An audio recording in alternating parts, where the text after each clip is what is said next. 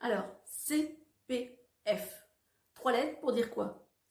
CPF, c'est compte personnel de formation.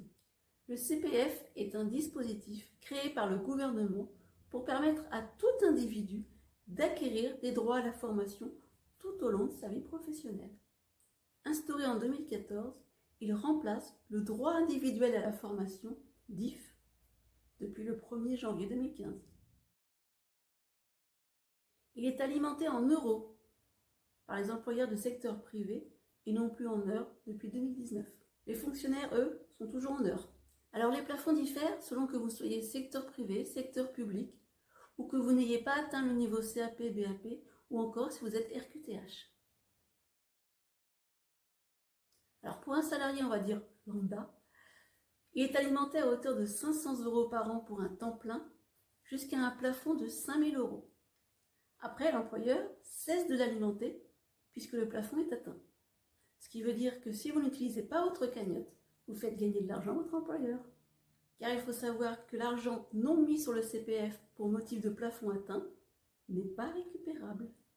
Ce qu'on ne sait pas bien souvent, c'est que les travailleurs indépendants, les auto-entrepreneurs et les professions libérales reçoivent eux aussi 500 € par an jusqu'au plafond de 5 000 €. Mais cette alimentation est conditionnée au paiement effectif de la contribution à la formation professionnelle, CFP, qui est maintenant intégrée à la CUFPA et qui est récupérée par l'URSSAF. Pour les salariés sans qualification ou ayant une reconnaissance de qualité de travailleur handicapé, RQTH, l'alimentation se fait à hauteur de 800 € par an, avec un plafond allant jusqu'à 8 000 €. Pour les fonctionnaires, le CPF est alimenté, dans un premier temps, à hauteur de 24 heures par an, il s'agit d'heures, avec un plafond allant jusqu'à 120 heures. Une fois ce premier plafond atteint, il est alimenté dans une moindre mesure.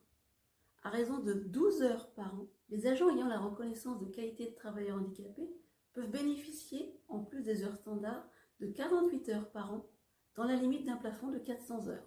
Donc si vous avez la reconnaissance de travailleur handicapé et que vous êtes fonctionnaire, je vous invite à le signaler à votre employeur. Et alors si j'ai travaillé dans les deux secteurs, allez-vous me dire?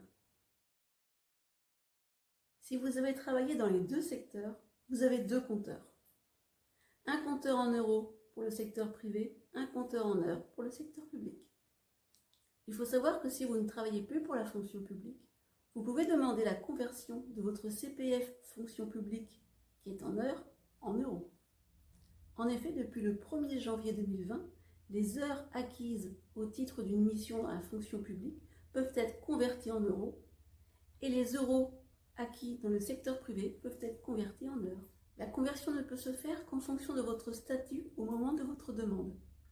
Ça veut dire qu'un agent en poste ne peut convertir que des euros venus du secteur privé vers des heures du secteur public et vice-versa. En fait, seuls les agents qui exercent des activités à la fois de droit public et de droit privé à quotité égale peuvent choisir le sens de conversion. Alors, que puis-je financer avec mon CPF? Vous pouvez mobiliser votre CPF pour passer le permis B, permis voiture, ou le permis C, permis poids lourd. Vous pouvez également mobiliser votre CPF pour faire un bilan de compétences. Avec votre CPF, vous pouvez également engager un projet de transition professionnelle, ce qu'on appelle un PTP. Anciennement, on appelait ça le DIF.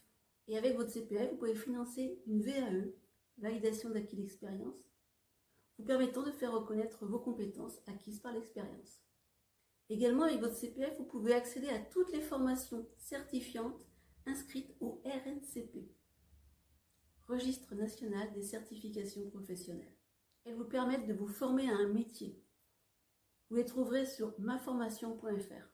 Enfin, les formations à la création d'entreprise sont éligibles au CPF. Alors, on m'a parlé d'un abondement. C'est quoi?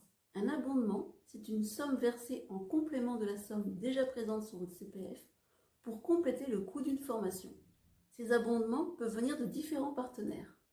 Votre employeur, et à travers lui son OPCO, peuvent abonder votre CPF, notamment dans le cadre d'un projet de cofinancement d'une formation. Bien sûr, il faut qu'il y trouve un avantage. Avec le CPF Transition, les salariés peuvent bénéficier d'un abondement pour financer une formation longue dans le cadre d'un projet de transition professionnelle. France Travail peut compléter le CPF d'un demandeur d'emploi pour financer une formation, mais dans le cadre d'un projet validé. Partenaires des demandeurs d'emploi, les conseils régionaux peuvent également apporter des financements. Les personnes bénéficiant de la reconnaissance de qualité de travailleur handicapé peuvent bénéficier d'un abondement de leur CPF par la GFIP pour toute formation permettant de faciliter leur insertion professionnelle. Alors, y a-t-il un reste à charge? Oui, depuis le 2 mai 2024, vous aurez un reste à charge de 100 €, et cela quel que soit le montant présent sur votre CPF, sauf exception. Alors sont exempts de cette contribution les salariés bénéficiant d'un financement partiel de leur employeur, les demandeurs d'emploi, mais aussi les personnes qui mobilisent leur CPF ayant acquis des droits dans le cadre d'un AT ou d'une MP, AT c'est accident du travail, MP maladie professionnelle, ou encore ceux qui mobilisent leurs droits dans le cadre de leur C2P, c'est un compte professionnel de prévention. En fait, le compte personnel de formation se révèle être un outil très intéressant pour le développement des compétences professionnelles. C'est un dispositif qui permet de renforcer son employabilité et sa capacité d'adaptation face aux évolutions d'un marché du travail.